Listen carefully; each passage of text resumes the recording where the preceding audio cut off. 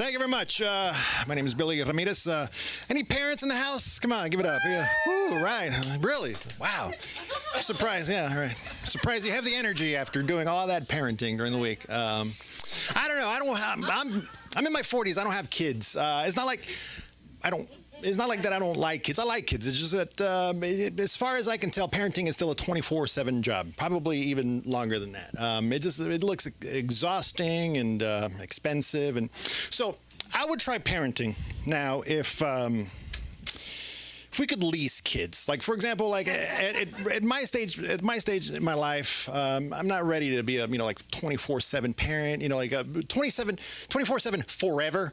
But, I would try maybe like jumping in on a 36-month lease on a pre-owned 2022 model. Maybe I'll pay extra if, the kid's out of diapers or something. And then, if depending on your needs, maybe there could be longer lease lengths, like a 72-month option where you pick them up as a toddler and then you turn them back in like right before they start to get all long and gangly, and they're just like seemingly made up of like nothing but knees and elbows, and they start to have opinions about really boring crap, and they share with you, and they have these goofy buck teeth. And I'm thinking specifically of one friend's kid when I say that, and I'm hoping that all my friends with kids will confront me about that joke. Be like, hey, the joke about the gangly goofy kid? It's not about my kid. And then I could be like, oh, heavens no, why would you think that? But if you think that, please let me know in exacting detail, because I need more material. But I don't know. One of the reasons I don't have kids is that I'm not a good dater. It's my fault. It's my fault. I still haven't gotten a hold of all my like quirks and eccentricities. Like, for example, I once accidentally ended a relationship because of how ticklish I am. Yeah. So, I'm ticklish, but I'm not afraid to tell you that because I'm violently ticklish. Okay. So, I know you think tickling is fun and you might want to tickle me. Well, let's see. Like, I wouldn't try it. Like, no, tickle at your own peril. Not even a testicle. You keep your testicles to yourself. But when you hear the word like ticklish, you might imagine like a little adorable kid and just like joy and butterfly, and like, no, that's not me when I get tickled. Like, I'm the kind of ticklish that if you tickle me, you might have to buy new furniture. Like, like, oh damn, Doug, I am so sorry. I did not mean to suplex your grandma, but she tickled me. Like, what do you want me to do? I think she'll be fine, but that coffee table's toast. On second thought, I'm gonna go hit a life alert button just in case. Anyways, but also I think when it comes to dating, I think my introverted side like tends to win out more. Maybe I just end up being too picky, and I shouldn't be because I ain't shit. Like, it just, yeah. So there's no reason for me to be picky, but still, like, for example, like I stopped seeing this woman because of I asked her what her favorite Teenage Mutant Ninja Turtle was, and she said Donatello. Okay. Now, if you don't know about the Ninja Turtles, right? One of them has like nunchucks, and those are fun, those are cool. And then there's one's got like this triple shiny stabby forks, and then one's got two big old swords. And she chose the one with the broken mop. Like, great, the one with the stick, like, what in the Napoleon Dynamite bow staff crap is this? Like, I could have been in a gang because of my bow staff skills or whatever. Like, I don't know. I didn't know I could be repulsed by a woman who knows and appreciates the Ninja Turtles until she said her favorite one was Donatello. It's like, I don't know, like, geez, like, what are you going to do a pencil drawing of me and take 30 minutes to do 3 hours to do the shading on my upper lip, and then Ms. Napoleon, whatever. I'm just Ms. Napoleon Dynamite. But I don't know. Maybe this was her indirect way of telling me that maybe she just likes dudes with a big old pole. But in any way, it was not going to work out.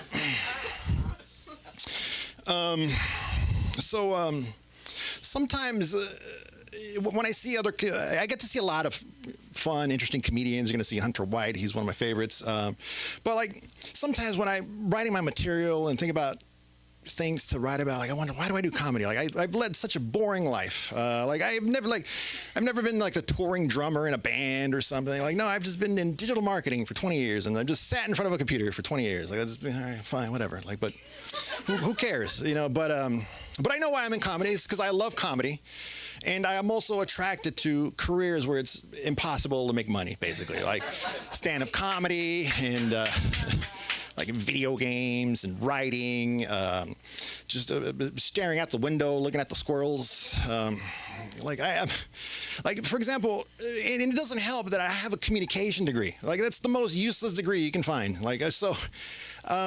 It's so useless that even when I was working towards my communication degree, like The Simpsons were roasting it. Like this episode probably came out before most of you were alive, but in this episode, the kicker for Springfield University injures his leg in the big rivalry game against Springfield Tech. And then in the locker room, Dr. Julius Hibbert tells him, "Oh, I'm afraid you'll never play football again. At least you can fall back on your degree in communications." Oh, dear Lord, no. And the kicker goes, "Yes, I know he's a phony major. Lubchenko learned nothing." Well, I mean, fortunately, that joke is funny to me now because they say that comedy is tragedy plus time. And, well, enough time has passed. And tragedy is a communication degree. But speaking of pointless careers, I'm in my 40s and I still have a dream of trying professional wrestling. But my wrestling character would be a middle-aged man who walks out to the ring in khakis, a polo shirt, and like the freshest New Balances you've ever seen. Maybe he'll just stand like this. You know. It just feels like a dad way to stand. And he'll only take like reasonable requests. It's like, you know, did you say ladder match? Like climb that thing? No, I'm not doing a ladder. How about a bladder match where we just sit in a car and see who goes the longest without peeing, you know? So anyways, I don't know if you noticed the way I pronounced my name at the beginning, but Ramirez, but I am Latino. And one of the reasons I love LA is of all the Latinas, you know. As someone who kind of looks like an undercover Latino, I just love going into taquerias. I can't say taquerias, you know, it's taquerias. I love going into taquerias and just going overboard with my Spanish. Like for example, whenever I hear someone order something like a chicken quesadilla, chicken fajitas, chimichangas, or actually, you know what? Quick aside, it's a tragedy that Celia Cruz and Eric Estrada never had a show together. Could have had a variety show called Chips and Salsa. All right, that one's on the house. Yeah, so I just can't resist. Whenever I hear like a chimichanga or whatever, I just can't resist when it's my turn to order, because then I just go overboard and basically start auditioning for telenovela that nobody's shooting. It could be daylight and suddenly, I mean, it could be night and suddenly the lights in my eye and just, ¿qué tal, preciosa? It could be a dude, I don't care. He's going to be preciosa. ¿Qué tal, preciosa? En este momento yo deseo 3 tacos de carne asada, 2 tortas de jamón, 5 churros y una peñafiel. Gracias, por favor, muy amable. Buen provecho. Que Dios te bendiga. And then when I'm feeling extra confident, I'll throw in some bonus words like, entonces, por supuesto. But the problem is I have this face and demeanor. So sometimes I'll order in fluent Espanol, and then in return I'll get a, okay, do you want hijo de tu puta madre? I'm like, fine, Jose, I'll have some of that green whack-a-mole, whatever it's called. Puto.